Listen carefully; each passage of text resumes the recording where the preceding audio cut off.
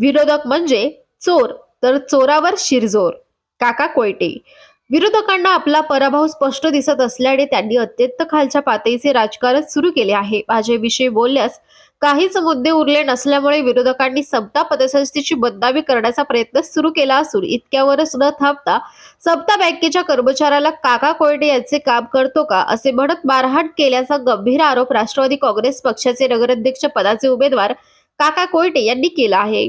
सोमवारी रात्री प्रभाग क्रमांक 8 व 9 मध्ये आयोजित कॉर्नर सभेत ते बोलत होते. यावेळी त्यांनी विरोधकांवर जोरदार टीका करताना सांगितले की ज्यांनी स्विमिंग पूल बांधला त्या ठिकाणी आज डुकरे आणि गाढवे लोळत आहेत. बस स्टँड उलटे बांधून ठेवले गेले, ज्या ठिकाणी विस्थापित गाळेधारकांसाठी गाळे बांधून त्यांचा प्रश्न सुटू शकला असता. कोपरगावच्या जनतेला करंटी भंडारे शहरातील नागरिकांचे काम करायचे नाही असे उघडपणे सांगणारे आणि जनतेला कायम झुलवत ठेवणारे लोकच आज विकास कामांमध्ये नेहमी खोडा घालत असल्याचा आरोपही काका कोयटे यांनी केला. अशा लोकांना या निवडणुकीत त्यांची जागा दाखवा असे आवाहन त्यांनी मतदारांना केले. येणाऱ्या 20 तारखेला राष्ट्रवादी काँग्रेसच्या नगराध्यक्षांसह सर्व 30 उमेदवारांना निवडून देत आमदार आशुतोष काळे यांचे हात बळकट करा. आमदार आशुतोष काळे यांना बहुमत मिळाले तर कोपरगावचा खरा विकास होईल असे आवाहन काका कोयटे यांनी आपल्या भाषणाच्या शेवटी केले. दरम्यान या प्रचार कॉर्नर सभेला नागरिकांची मोठी गर्दी झाली होती. गर्दीमुळे या सभेचे स्वरूप विराट सभेत रूपांतर झाल्याचे चित्र पाहायला मिळाले. यावेळी आमदार आशुतोष काळे यांनीही उपस्थितांना संबोधित करत पुढील 4 वर्षात कोपरगावचा चेहरा मोहरा बदलण्याचा निर्धार व्यक्त केला. राष्ट्रवादी काँग्रेसचे सर्व नगरसेवक व नगराध्यक्ष निवडून द्या, उर्वरित विकासाची जबाबदारी माझी असेल असे सांगत त्यांनी विरोधकांचा समाचार घेतला. या कॉर्नर सभेला परिसरातील नागरिकांसह राष्ट्रवादी काँग्रेसचे पदाधिकारी व कार्यकर्ते मोठ्या संख्येने उपस्थित होते. खेळता न्यायालयाने त्यांचा दावा सुद्धा फेटाळून लावला. मग त्यांनी काय केलं? आशुतोष दादांवर टीका करण्यासारखं काही नाही, माझ्यावर टीका करण्यासारखं काही नाही. मग टीका कोणावर सुरू केली? माझ्या समता बँकेवर. समता बँक काय आहे तुम्हाला माहिती आहे? समता बँक कोपरगाव शहरातल्या शेकडो निराधार अपंग व्यक्तींना घरपोच रोज जेवणाचे डबे पुरवते. रोज गोडधोड जेवण सणासुदीला त्याच्यात पुरवतं, गरम गरम जेवण पुरवतं. त्याच्याप्रमाणे कोरोनाच्या काळामध्ये जवळपास 3.5 महिने 1000 लोकांना घरपोच जेवणाचे डबे पुरवले होते समता बँकेने. आपल्या जवळच्या एसटी स्टँडवर आम्ही एक माणुसकीचं मंदिर उभं केलेलं आहे. त्या मंदिरामध्ये कोणाला सर्वसामान्य माणसाला कपडे जर लागले ते कपडे द्यायचं काम आमचं गेल्या 4 वर्षापासून चालू आहे. आम्ही एक अभ्यास मंदिर उघडलेलं आहे, स्टडी पॉइंट. त्या स्टडी पॉइंटमध्ये ज्या सर्वसामान्य कुटुंबातल्या लोकांना घरी अभ्यास करायला जागा नसेल त्या 170 मुलं आणि मुली त्या ठिकाणी अभ्यास करायला येत आहेत. मी आज जेव्हा त्यांना भेटायला गेलो त्यांनी आणखी 80 विद्यार्थ्यांची यादी माझ्याकडे दिली. मी त्यांना सांगितलं आता शहराच्या मध्यवर्ती भागात करायच्या ऐवजी आपण वेगवेगळ्या भागामध्ये करू. इम्तियाज भाई, या संजय नगर सुभाषनगर भागामध्ये सुद्धा आपल्याला मुलांच्या अभ्यासाकरता एक अभ्यासिका उघडायची आहे. त्याचा खर्च सगळं मी करीन, काळजी करू नका. या संजय नगर सुभाषनगर मधल्या भागातल्या मुलांना सुद्धा शिक्षण मिळालं पाहिजे. ते फौजदार झाले पाहिजे, मामलेदार झाले पाहिजे, कलेक्टर झाले पाहिजे. अशा प्रकारचं शिक्षण जे त्या स्टडी पॉइंटमध्ये दिलं जातं तसं शिक्षण तुमच्या मुलांना सुद्धा देण्याचा प्रयत्न मी या पुढच्या काळामध्ये करणार आहे. शिर्डीला माझा अनाथ आश्रम आहे. त्या अनाथ आश्रमामध्ये 180 अनाथ मुलं राहतात. साईबाबाच्या दरबारात जे सोडून दिले जातात ते अनाथ मुलं राहतात आणि ज्येष्ठ नागरिक सुद्धा 80 ज्येष्ठ नागरिक त्या ठिकाणी राहतात. ते ज्येष्ठ नागरिक मुलांना सांभाळण्याचं काम करतात. त्यांची खाण्याची, पिण्याची, शिक्षणाची सर्व व्यवस्था मी समता बँकेच्या माध्यमातून तर केलेली आहे. समता बँकेमध्ये मी एक व्यवसाय केंद्र उघडलेलं आहे. त्या केंद्रामध्ये मी काय केलेलं आहे? मी काही मशिनी आणून ठेवलेलं आहे. अगरबत्ती तयार करायची मशीन, कापूर तयार करायची मशीन, मेणबत्त्या तयार करायची मशीन, समईच्या वाती तयार करायची मशीन, निरंजनीच्या वाती तयार करायची मशीन, काही शिलाई मशीन आणून ठेवलेलं आहे. पेटीकोट परकर तयार करायच्या मशीन. त्या ठिकाणी गावातल्या महिला येतात, व्यवसाय करतात आणि त्यांना रोजगाराची संधी आम्ही उपलब्ध करून देतो. अशा प्रकारचं समता बँकेचं नाव झालेलं असल्यामुळे मग विरोधकांनी काय केलं? समता बँकेवर टीका करायला सुरुवात केली. आमचे जे थकबाकीदार आहेत मोठे मोठे, जे सगळे 420 आहेत, त्यांना जमा केलं आणि त्यांच्या माध्यमातून टीका करायला सुरुवात केली. त्याच्याने काही उपयोग झाला नाही. आज त्यांनी आणखी पातळी सोडली. सकाळी आमच्या समता बँकेच्या एका कर्मचाऱ्याला त्यांनी मारलं, त्याला हॉस्पिटलमध्ये ॲडमिट करावं लागलं. आणि एवढेच करून ते थांबले नाही, पुन्हा आमच्या कर्मचाऱ्याला मागून ते पुन्हा पोलीस स्टेशनला अर्ज द्यायला गेले की याची चौकशी व्हावी. म्हणजे चोरची चोर वर शिरजोर, चोराच्या उलट्या बॉम्बा म्हणतात ना, तसे त्यांच्या बॉम्बा आहेत. तरी सुद्धा आम्ही ही चौकशीसाठी आम्ही सगळे नगरसेवक पोलीस स्टेशनवर गेलो होतो आणि या चौकशीचा, या गुन्हेगारांचा छडा आम्ही निश्चितपणे लावणार आहोत आणि त्यांना शिक्षा ही नक्की झाली पाहिजे. तशाच प्रकारची शिक्षा कोणाला करायची आहे? कोपरगाव शहरामध्ये महाराष्ट्र सरकारचा पैसा ज्यांनी वाया घालवला, गांधीनगर भागामध्ये स्विमिंग पूल बांधला 1.5 कोटी रुपयाचा, तिथं आज गाढवं डुकरं लोळताय. एसटी स्टँड आहे आपल्या जवळचं, हे एसटी स्टँड उलटं बांधून ठेवलं. असे लोक येते. एवढंच नव्हे, त्या एसटी स्टँडमध्ये जे काही कोपरगावचे विस्थापित झालेले आहेत, ज्यांच्या टपऱ्या उठलेल्या आहेत, त्यांना सगळ्याला तिथं गाळे बांधून देता आले असते. आम्ही सुद्धा तसा आग्रह धरला असता. पण लोकांचे प्रश्न सोडवायचे नाही, लोकांचे प्रश्न ताटकळत ठेवायचे आणि त्याचं भांडवल करून पुढची निवडणूक लढवायची, हे लोकांचे उद्योग आहेत. परंतु आम्ही कोणालाही विस्थापित होत जाणार नाही. उलट विस्थापित असलेल्या तुमच्या या संजय नगर, सुभाषनगर भागातल्या लोकांना सातबारे उतारे देण्याचं काम आपण करू. या संजय नगरवर माझं प्रेम काय माहितीये का? नवीन लोकांना माहित नसेल, हे संजय नगर मी वसवलेलं आहे. मी स्वतः माझ्या हाताने फ्लॉट टाकून दिलेले आहे. त्या काळात मी कोपरगावच्या युवक काँग्रेसचा अध्यक्ष होतो आणि भारताचे अध्यक्ष होते संजय आहे. त्याच्यावर या नगरावर माझं विशेष प्रेम आहे. या नगरातल्या सगळ्या राहणाऱ्या लोकांचे उतारे आपापल्या नावावर झाले पाहिजे, ही जबाबदारी तुम्ही आमच्यावर सोपा. आणि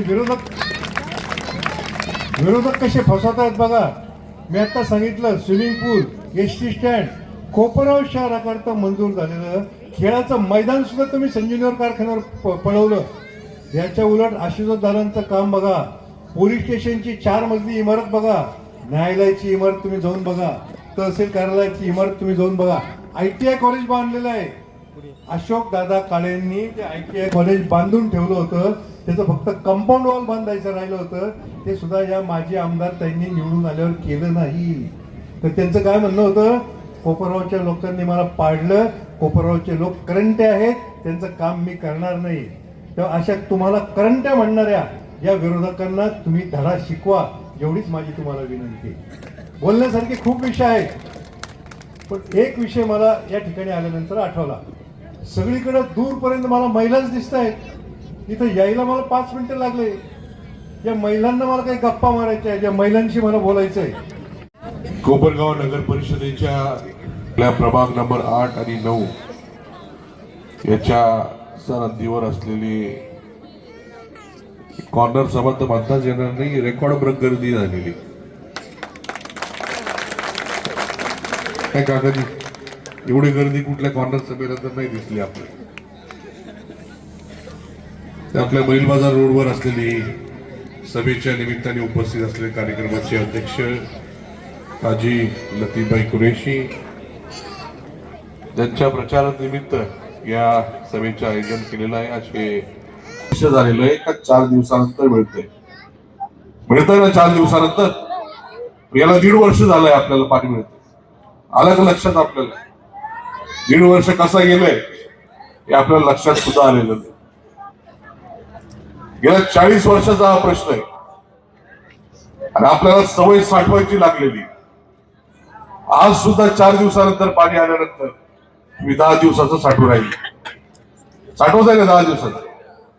मागचं पाणी फेकून द्यायचं, पाणी आलं का लगेच पुढचं 10 दिवसात साठवायचं, परत 4 दिवसाला तेच कार्यक्रम. बरोबर आहे का? सवय मोडता मोडता वेळ जाणार आणि 40 वर्षाची सवय आपल्याला होती. त्यामुळे सवय मोडण्यासाठी ज्या वेळेस आपलं रोज पाणी होईल, तुमची मागणी नाही मला माहिती, तुम्ही म्हटले 4 दिवसांनी येते बस झालं, आम्हाला काही जास्त नको. बरोबर आहे का? तुम्ही याच्यामध्ये मध्ये समाधानी आहात ना? आपल्याला रोज पाणी करायचंय. तर त्यासाठी आपण 5 नंबर ज्या पद्धतीने पूर्ण केला, त्या योजनेमध्ये आपले 1 ते 4 तलाव सुद्धा त्याच्यामध्ये कामं करणं अपेक्षित होतं. ते कामं जे काय होणार होते त्याच्यामध्ये 1 ते 4 तलावाचं गाळ काढणं असेल, त्याला कागद टाकणं असेल आणि तो कागद झाकणं असेल, एवढेच कामं होते. ते 4ही तलावाचे कामं आता जर केले असतील वर्षभरामध्ये तुम्हाला आज सुद्धा रोज पाणी देता आलं असतं. परंतु नुसता आजचा प्रश्न आपल्याला महत्वाचा नाही. पुढच्या 50 वर्ष आपल्याला पाणी टिकलं पाहिजे रोज देण्यासाठी, एवढी साठवण आपल्याला त्या ठिकाणी करायची. आणि म्हणून 5 नंबर तलाव आपण 30 फूट खोलीचा केला, कॉन्क्रीटचा केला. याच पद्धतीने 3 आणि 4 नंबर तलाव आपल्याला कॉन्क्रीटचे करून 30 फूट खोल करायचे, जेणेकरून पुढच्या 50 वर्षाचं साठवण आपल्याला त्या ठिकाणी राहील. आणि 1 नंबर आणि 2 नंबर तलाव या ठिकाणी सोलर पॉवर प्लांट करायचा. जो काही विजेचा खर्च आपल्या नगर परिषदेला येतो तो सगळा पाणीपट्टीच्या रूपाने आपल्याकडनं वसूल केला जातो. आणि विजेचा खर्च कमी व्हावा, आपली पाणीपट्टी कमी व्हावी, या उद्देशाने आपण सोलर पॉवर प्लांट त्या ठिकाणी घेतलेला आहे. पुढच्या 50 वर्ष साठवण क्षमता असलेले तलाव त्या ठिकाणी उभारायचे. मी म्हातारा होईपर्यंत तुम्हाला रोज पाणी मिळत राहील एवढी त्यांची तरतूद करून ठेवायची. आणि हे सगळं काम पुढच्या 3 वर्षामध्ये मला करायचं. पाण्याचा प्रश्न असेल किंवा भुयारी गटारचा प्रश्न असेल, आपली भुयारी गटारची योजना मंजूर झालेली आहे, त्याचं काम आता चालू होणार आहे. हे काम पूर्ण झाल्यानंतर आपल्या सगळ्या गटारी भुयार होणार, अंडरग्राऊंड गटारी. तुम्हाला कुठे ओपन गटारी दिसणार नाही. हे सर्व पाणी जे काही सांडपाणी त्या गटारीमधून वाहतं, ते पाणी आपलं जे काही जुनं बाजारतळ आहे त्या ठिकाणी त्याच्यावर प्रक्रिया केली जाईल आणि ते पाणी स्वच्छ केलं जाईल. आणि ते पाणी पिण्याचं सोडून सगळ्या कामाला वापरता येईल. शेतीला वापरता येईल, बांधकामाला वापरता येईल किंवा आपल्या पवित्र गोदावरी नदीमध्ये ते सोडता येईल. अशा पद्धतीचा प्रकल्प हा भुयारी गटारचा त्या ठिकाणी होणार आहे. आपले रस्ते असतील तर सगळे प्रमुख रस्ते आपण एकदा करून झालेले, परंतु हे सगळे डांबरी आपण केलेले. मला हे सर्व रस्ते कॉन्क्रीट करायचे आणि म्हणून तो सुद्धा प्रस्ताव आपण शासनाकडे दिलेला आहे.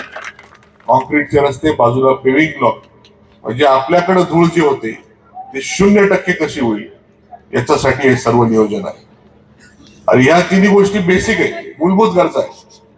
या सर्व गोष्टी तुम्हाला मिळायलाच पाहिजे. आपल्या देशाला 80 वर्ष होणारे स्वातंत्र्य मिळवलं आणि अजून पण आपण पाणीच भरतोय. काय चाललंय? एवढे प्रश्न आपल्या या ठिकाणी राहिलाच नव्हते पाहिजे. ज्या लोकांना आपण 40 वर्ष आमदार म्हणून, सत्ताधारी आमदार म्हणून काम करण्याची संधी दिली, त्या लोकांनी हे प्रश्न सोडवले नाही. कायम आपल्याला अडचणीमध्ये ठेवलं. कायम आपण अडचणीमध्ये राहिले तर आपण त्यांच्या पाया पडत राहणार, कायम त्यांच्याकडे मागणी करत राहणार, ही भूमिका त्यांची राहील. नगरपालिकेची सत्ता असू कायम त्यांच्याकडे होती. आणि हे सर्व सत्ता तुम्हाला कशासाठी पाहिजे? तुम्ही लोकांचे प्रश्न जर सोडू शकत नाही, ते सत्ता तुमच्या काही कामाची नाही. पण आम्ही सर्वजण जे काही काम करतोय, आमच्या कामाची पद्धत अशी आहे, आपल्याला जर कुठला प्रश्न जाणवत असेल तर तो प्रश्न सोडवण्यासाठी जो काही निधी लागेल तो निधी मंजूर करून आणून तो प्रश्न सोडवायचा, तुमच्या अडचणी दूर करायच्या, ही कामाची पद्धत आमची आहे. आणि म्हणून हा सर्व प्रश्न पाण्याचा असेल, हे सोडवण्यासाठी आपण जेवढा काही निधी लागेल तो आपण निधी मंजूर करून आणला. 131 कोटी रुपये, एवढा निधी कधी ऐकलाय नसेल आपण शहराला आणलेला, एवढा निधी आपण आणला आणि आपला पाणी प्रश्न 5 नंबर तलावाच्या माध्यमातून कमी झालेला आहे. तुम्हाला सांगायला फार अभिमान वाटेल, मला अभिमान वाटतो. शासन ज्यावेळेस अनुदान देतं त्यावेळेस 85% अनुदान असतं आणि 15% रक्कम ही नगरपालिकेला त्या ठिकाणी टाकावी लागते. नगरपालिका म्हणजे काय? आपल्याकडनं गोळा केलेला पाणीपट्टी, घरपट्टीचा टॅक्स म्हणजे ते नगरपालिकेचं उत्पन्न. त्या माध्यमातून ही 15% रक्कम शासनाकडे भरल्यानंतर राहिलेला निधी येतो. पण तो 15% रक्कमचा जो निधी आहे तो सुद्धा मी राज्य शासनाकडनं 100% रक्कम ही शासनाकडनं मंजूर करून आणली. पूर्ण महाराष्ट्रामध्ये एकमेव नगरपालिका आपली आहे का आपल्याला 100% निधी हा राज्य शासनाचा मिळाला. 1 रुपयाची सुद्धा झळ तुमच्या घरामध्ये त्या ठिकाणी लागलेली. ती 15% रक्कम जर कलेक्ट करायची झाली असती 20 कोटी रुपये तुमच्याकडनं सगळ्यांकडनं वसूल झाले असते. 20 कोटी म्हणजे 10 वर्षाचा ऍडव्हान्स टॅक्स तुम्हाला भरावा लागला. अरे मग आपल्याला कुठेही झळ बसू नये म्हणून हे सर्व तरतूद शासनाकडनं त्या ठिकाणी मी केली. म्हणून आपला 5 नंबर तलावाचं काम त्या ठिकाणी पूर्ण होऊ शकलं. 3 मिनिट बाकी. हे गटारी असतील, पाणी असेल, रस्ते असतील, इथं कामं होतच राहतील. पण हे कामं आपल्याला 3 वर्षामध्ये संपवायची. याच्या पुढे जाऊन आपल्याला काम करायचं. काकाजींनी आपल्याला सांगितलं आपल्या महिलांचा रोजगार या ठिकाणी आपल्याला त्यांना रोजगार उपलब्ध करून द्यायचा. जो काही आपली आवड निवड असेल त्यानुसार आपल्याला त्या ठिकाणी रोजगार करता यावा. आपल्या प्रपंचाला हातभार लागावा. अशा पद्धतीचं काम आपल्या सर्वांसाठी करायचं. आपल्याला या ठिकाणी कोपरगाव शहराजवळ किंवा शहरामध्ये MIDC आणायची. नवीन कंपन्या या ठिकाणी आल्या पाहिजे. जे आपले सर्व तरुण आहेत ज्यांना शहराच्या बाहेर जावं लागतं, प्रत्येकाला अपेक्षा आहे की आपण आई वडिलांच्या जवळ राहावं. आई वडिलांच्या आजारपणामध्ये, म्हातारपणामध्ये त्यांचा आधार म्हणून राहावं. आपला प्रपंच आपल्या गावामध्ये करावा. पण दुर्दैवाने या ठिकाणी रोजगाराची संधी एवढ्या प्रमाणामध्ये उपलब्ध नाहीये. आपण या सर्व गोष्टीसाठी आपल्याला काम करायचं. आपले मुलं या ठिकाणी शिकले पाहिजे किंवा त्यांना काम मिळालं, त्यांच्या हाताला काम मिळालं पाहिजे. त्यांचा प्रपंच या ठिकाणी झाला पाहिजे. जिथं त्यांचा जन्म झाला तिथं त्यांना रोजगार मिळाला पाहिजे. यासाठी मला काम करायचंय. आणि म्हणून यासाठी आपल्या सर्वांना माझी विनंती आहे. मी जे काही निधी या ठिकाणी आपल्या या शहरासाठी मंजूर करून आणणार आहे तो तर मी करून आणणारच आहे.